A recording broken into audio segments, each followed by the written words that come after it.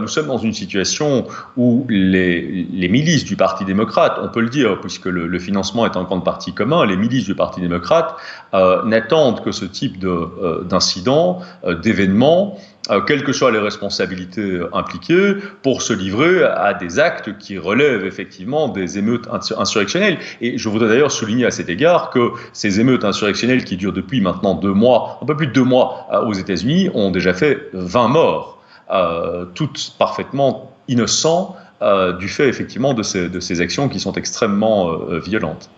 Pour bien qu'on comprenne votre propos, Drieux Godfredi, vous diriez que ces émeutes sont politisées, instrumentalisées ? Écoutez, s'il n'y avait que Drieux Godfredi qui vous disait qu'elles étaient instrumentalisées, ce ne serait peut-être pas très crédible. Mais oui, bien sûr, il y a un certain nombre d'organes de presse, notamment le vôtre, et un grand nombre d'organes de presse aux États-Unis, qui ont remonté les filières des 2 organisations qui sont impliquées, c'est-à-dire BLM et Antifa, et on constate effectivement une grande congruence, une grande convergence avec le Parti démocrate et avec un certain nombre des matrices financières du Parti démocrate. Donc oui, ce n'est rien de le dire que ces émeutes sont particulièrement politisées. On peut, je crois, aujourd'hui, en toute objectivité, considérer Antifa et BLM comme étant de facto le bras armé, les milices, je dirais, du Parti démocrate. Je ne crois pas du tout avéré que les violences policières soient plus nombreuses aujourd'hui qu'elles ne l'étaient à l'époque du mandat de M. Obama. Ce qui est certain, c'est que leur visibilité médiatique est beaucoup plus grande, incommensurablement plus grande qu'elle ne l'était à l'époque de M. Obama, mais je ne suis pas certain effectivement qu'elles soient en soi plus nombreuses. Ceci dit, et bien évidemment, chaque personne qui décède du fait d'une intervention injustifiée et injustifiable de la police est évidemment une victime en trop. Mais est-ce que cela justifie pour autant de lancer effectivement des milices dans les rues qui font à leur tour des dizaines de morts? Je ne le crois pas.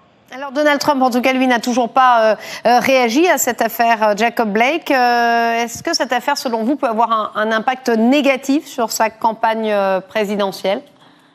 C'est une excellente question. Je pense qu'il n'a pas encore réagi parce qu'il est plus intelligent qu'un grand nombre de journalistes qui professent des jugements avant que les faits ne soient connus. Il y a un principe en droit, c'est que lorsque les faits ne sont pas connus, on doit suspendre son jugement. Je crois qu'il est important de connaître les faits avant de porter un jugement. Est-ce que cela pourrait avoir une incidence sur sa campagne électorale ? Je ne sais pas. Honnêtement, je n'en suis pas convaincu. Encore une fois, la plupart des villes qui sont concernées aujourd'hui par ces émeutes à caractère insurrectionnel sont en réalité des villes gouvernées par les démocrates qui ont laissé les choses, je dirais, dégénérer en quelque sorte. La police aux États-Unis, on l'oublie beaucoup, mais la police est d'abord une responsabilité municipale, locale, d'État. Et donc peut-on imputer au président américain fédéral des faits de violence par la police locale? Je ne le crois pas. Et je pense que la plupart des Américains sont suffisamment au fait de la sophistication juridique de leur système pour savoir qu'effectivement cela n'aurait pas de sens.